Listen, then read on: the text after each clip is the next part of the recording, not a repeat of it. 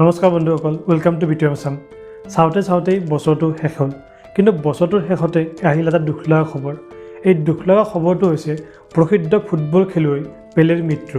2022 চনৰ 29 ডিচেম্বৰ তাৰিখে এখেতৰ মৃত্যু ঘটে। পেলেৰ অৰিজিনেল নামটো হৈছে এডছন আৰেণ্টেছ ডো নাচিমেণ্টো। এখেতৰ জন্ম হৈছিলে 1940 চনৰ 23 অক্টোবৰ তাৰিখে ব্ৰাজিলত।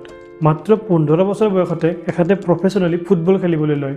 মাত্ৰ 17 বছৰ বয়সতে 1958 চনত তেখেতে ফিফা ৱৰ্ল্ড কাপ খেলাৰ সুযোগ লাভ কৰে আৰু সেইটো বছৰতে ব্ৰাজিলে প্ৰথমবাৰৰ বাবে ৱৰ্ল্ড কাপ জয়লাভ কৰে আৰু পেলে হৈ পৰে ৱৰ্ল্ড কাপ জয়লাভ কৰা আটাইতকৈ ডেকা খেলুৱৈ। এখেতে নিজৰ প্ৰফেচনেল কেৰিয়াৰত মুঠ 1281টা গ'ল দিবলৈ সক্ষম হৈছিল।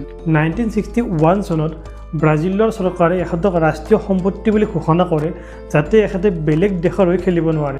আনকি পেলেক ফুটবল খেলা চাবৰ কাৰণে যুদ্ধ পৰ্যন্ত স্থগিত ৰখা হৈছিলে।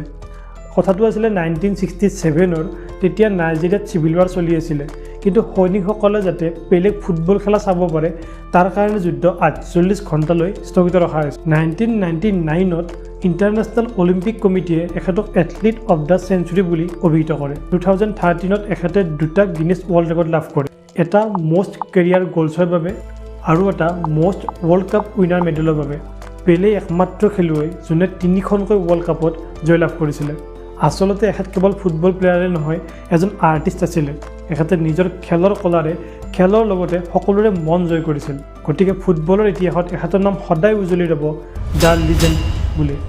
গতিকে ভিডিঅ'টিৰ শেষত তেখেতৰ আত্মাৰ চিৰশান্তি কামনা কৰিছোঁ, আৰু যদি ভিডিঅ'টি চাই ভাল পালে তেতিয়াহ'লে ফ্ৰেণ্ডছ আৰু ফেমিলিৰ লগত শ্বেয়াৰ কৰিব। পুনৰ লগ পাম এটি নতুন ভিডিঅ'ত। তেতিয়ালৈ কিপ লাৰ্ণিং, কিপ শ্বেয়াৰিং। যদি আপুনি এখেতৰ বিষয়ে অধিক জানিব বিচাৰে তেনেহ'লে 2016 চনত অহা চিনেমা পেলে বাৰ্থ অফ এ লিজেণ্ড চাব পাৰে, বা নেটফ্লিক্সত উপলব্ধ ডকুমেণ্ট্ৰি পেলে চাব পাৰে।